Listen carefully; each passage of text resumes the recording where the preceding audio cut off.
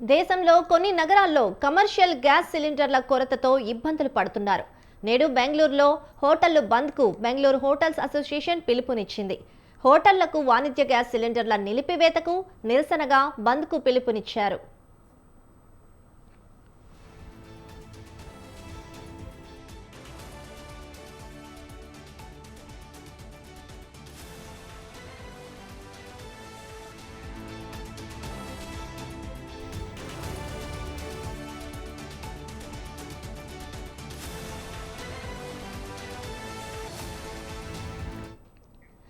Breaking news చూస్తున్నాం. దేశంలో కొన్ని నగరాల్లో కమర్షియల్ గ్యాస్ సిలిండర్ల కొరతతో ఇబ్బందులు పడుతున్నారు.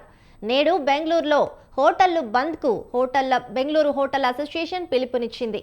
హోటళ్లకు వాణిజ్య గ్యాస్ సిలిండర్ల నిలిపివేతకు నిరసనగా బంద్కు పిలుపునిచ్చారు.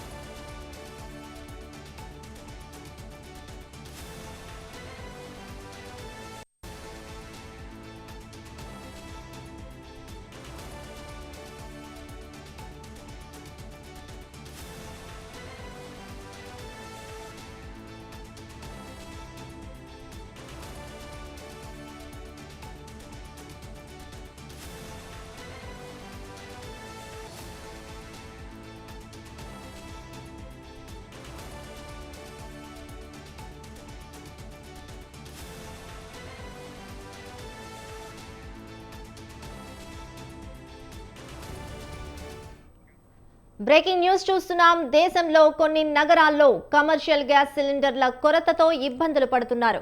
నేడు బెంగళూరులో హోటళ్లకు బంద్గా బెంగళూరు హోటల్స్ అసోసియేషన్ పిలుపునిచ్చింది.